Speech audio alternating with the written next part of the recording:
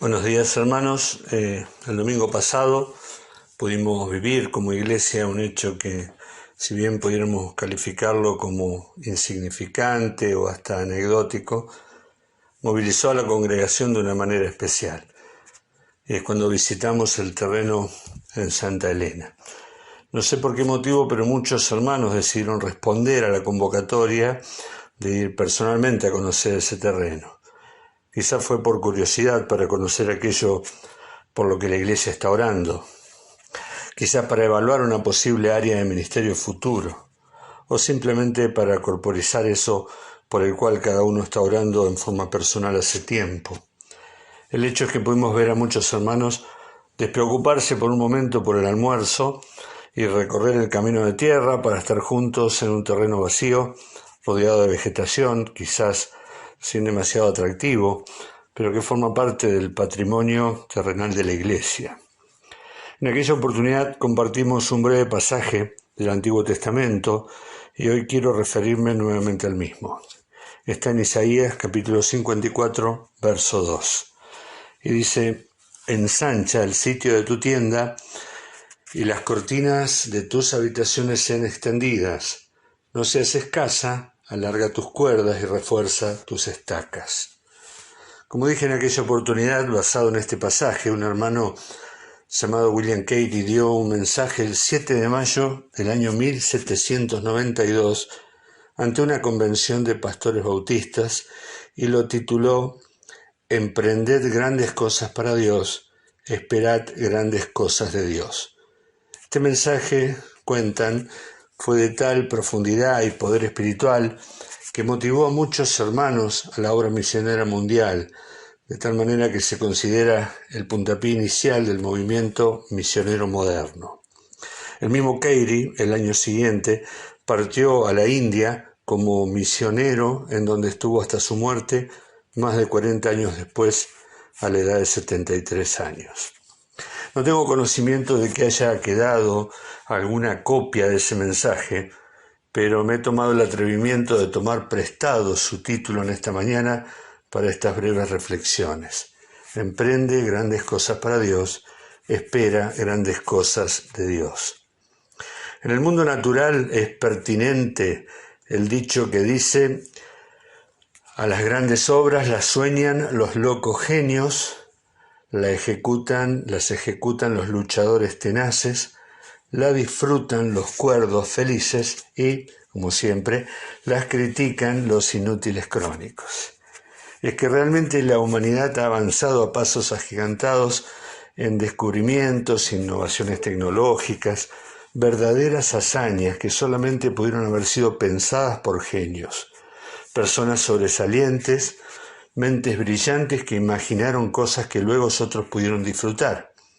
Pero antes de disfrutarlas, hubieron luchadores tenaces que tuvieron que vencer las aparentes imposibilidades y dificultades ante las cuales la mayoría retrocede, pero que ellos las llevan a cabo.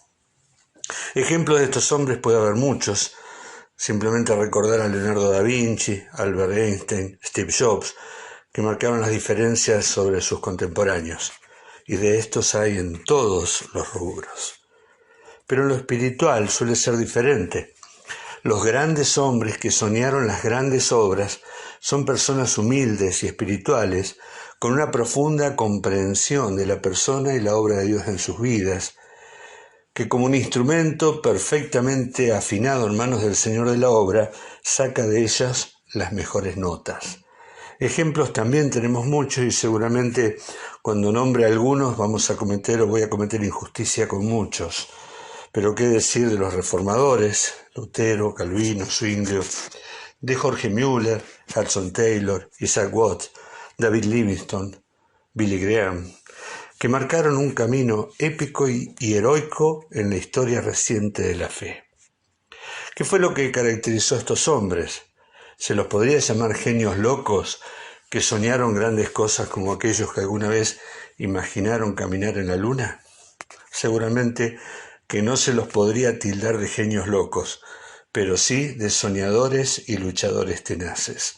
Sin duda que todos ellos captaron la profundidad de este texto de Isaías que dice: emprende grandes cosas para Dios, y espera grandes cosas de Dios. La mayoría de nosotros, hombres comunes, solemos programar en base a nuestras posibilidades, a nuestros recursos y a nuestras fuerzas. Y siempre nos quedamos cortos con lo que podríamos hacer porque nuestras posibilidades son escasas, nuestros recursos son pobres y nuestras fuerzas no ayudan. Estos grandes hombres no se miraban a sí mismos, sino que miraban a Dios y programaban en base a las posibilidades de Dios, a los recursos de Dios y a las fuerzas de Dios. Esa es la diferencia. Pedro, en medio de la tempestad, cuando vio al Señor acercarse, no pensó en la ley de la gravedad ni en la ley de Newton cuando se bajó de la barca en medio de la tempestad. Solo miró a Jesús y pronunció las palabras que estos grandes hombres aprendieron a expresar también. Señor, si eres tú, manda que vaya sobre las aguas. Y solo cuando escuchó el ven de parte del Señor, bajó de la barca y caminó sobre las aguas. ¿Hay alguna empresa imposible para Dios? ¿El Banco Celestial puede quedarse sin reservas? Si el Señor llama a una empresa que a nuestros ojos parece imposible, debemos dejar de escuchar el viento y ver las olas contrarias, solo ver al Señor que llama y confiar en su provisión. Este domingo pensaba mucho en nuestros comienzos como iglesia hace ya 17 años. Teníamos un llamado y casi nada de recursos.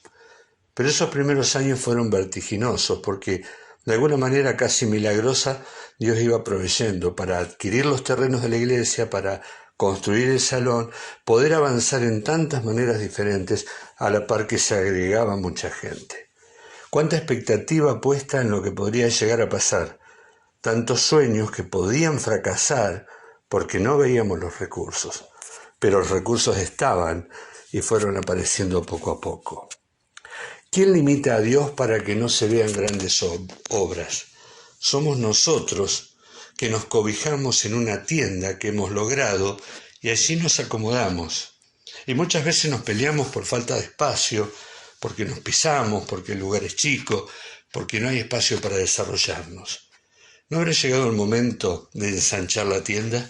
Quizás sea tiempo de comprar más cuerdas y cortinas. Pienso que algún día Dios nos mostrará lo que podíamos llegar a hacer si hubiéramos confiado en Él. Creo que nos sentiremos avergonzados de habernos conformado a lo que logramos en el pasado y habernos acomodado todos en una tienda chiquita. ¿Se acuerdan cuál fue el último milagro de Eliseo cuando ya estaba a punto de morir? La historia se encuentra en el segundo libro de Reyes, capítulo 13, del 14 al 19, y cuando puedas te invito a leerla. El rey de Israel, Joás, lo fue a visitar. El profeta era anciano ya. El enemigo era Siria, y Eliseo le propone una actividad simbólica, pero que puso a prueba la fe del rey. Le dijo que tome su arco y varias flechas. Una de estas flechas fue enviada al exterior por una ventana que daba al oriente. El rey tenía que empuñar el arco y las manos del profeta sobre las manos del rey, mientras el profeta expresaba una profecía que auguraba el poder de Dios en beneficio del pueblo. Seguidamente, el profeta le daba una orden al rey de golpear el piso, al suelo, con el resto de las flechas. El rey golpea solo 3 veces y se detiene. Le faltó fe para apropiarse de la victoria definitiva. No le creyó al profeta. Si hubiera golpeado al piso muchas veces, el enemigo hubiera sido derrotado por Dios, pero no se apropió de la victoria. La tienda es ese lugar que nos da seguridad, pero la tienda tiene límites, y Dios no tiene límites. Observemos que Dios no nos pide que nos vayamos de la tienda, que la abandonemos. Simplemente no quiere que ella detenga el crecimiento de su pueblo. Muchas veces oímos y repetimos el dicho que dice que el tamaño del zapato no impida el crecimiento del pie. Podríamos decir que el tamaño de la tienda no impida el crecimiento de la familia. La tienda es seguridad, gobernabilidad, recursos. La tienda es necesaria. El mensaje de Dios ni nos llama a abandonar la tienda, ni a extenderla de cualquier manera, porque claramente aconseja: alarga tus cuerdas, pero dice, refuerza tus estacas. No se trata de crecimiento de cualquier manera ni a cualquier costo. No dejes aquello que es la base de sustentación. Crecimiento sí, pero nunca a costa de la doctrina. Extiende tus límites, crece, ensancha el territorio, busca nuevos horizontes, pero refuerza tus estacas. No se trata de un crecimiento sin fundamento, sin palabra, sin conocimiento. Emprende grandes cosas para Dios. Si existe un llamamiento, nada debe detenernos. Ya no se trata de nosotros, sino de Él. Dios quiere utilizar hijos en su obra. Saben que Dios se la juega con nosotros porque nosotros somos inútiles y débiles y podríamos hacer fracasar sus planes. Sin embargo, quiere usarnos como usó a tantos otros en la historia de la salvación. Los llamados de Dios suelen ser silenciosos. Querido hermano o hermana, ante la mirada de un nuevo horizonte de trabajo, quizás hayas sentido un llamado individual y especial. No mires en tu interior.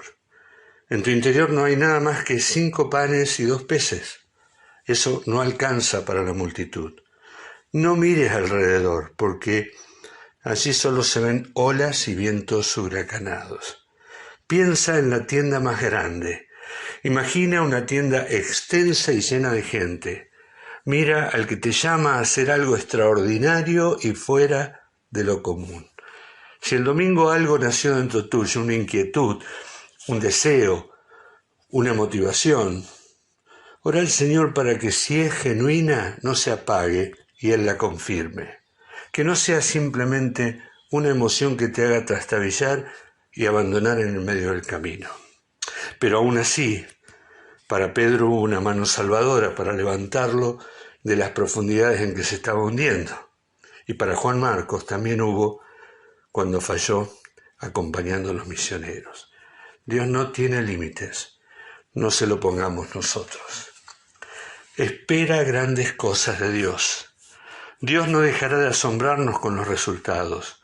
Una noche de pesca sin la presencia del Señor puede transformarse de pronto en una pesca milagrosa bajo su dirección. Dios es soberano y hace que todas las cosas se alineen según su voluntad. Si es necesario, utilizará recursos sobrenaturales para cuidarte, para sostenerte, para fortalecerte, animarte y cumplir su propósito en ti y a través de ti. O no abrió el mar para que su pueblo pasase por él en seco. O no abrió una roca para darles agua. O no envió ángeles a abrir puertas de una cárcel. Espera grandes cosas de Dios porque nuestro Dios es un Dios grande y todo su poder, sabiduría, bondad, presencia están a favor de aquellos que cumplen su voluntad contra todo pronóstico y probabilidad. Cantamos muchas veces esa canción que dice: creo en Dios a pesar de lo que veo, creo en Dios a pesar de lo que pienso. Mi fe está firme, basada en su persona y promesa.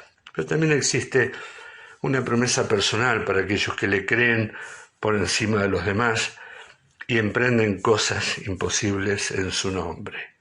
Yo honraré a los que me honran, le dijo Dios a Samuel. Dios no es deudor de nadie y dará la recompensa de la herencia, como escuchábamos en el devocional que nos compartía Mati esta semana que pasó. Querido hermano o hermana, si el Señor despierta tu corazón y te dice ven, ¿te quedarás en la seguridad de la barca? Si el Señor te dice edifica mi casa, ¿irás primero a tus heredades? Si el Señor te dice ensancha la tienda, extiende las cortinas, ¿seguirás allí sentado cómodo y conforme con lo logrado? No te pierdas la bendición de ser parte en la obra que el Señor quiere hacer. ¿Vieron cómo sigue el texto de Isaías? El versículo 3. Porque te extenderás a la mano derecha y a la mano izquierda, y tu descendencia heredará naciones y habitarás las ciudades asoladas. ¿Creemos esto? Hermanos, digamos amén. Que el Señor nos bendiga.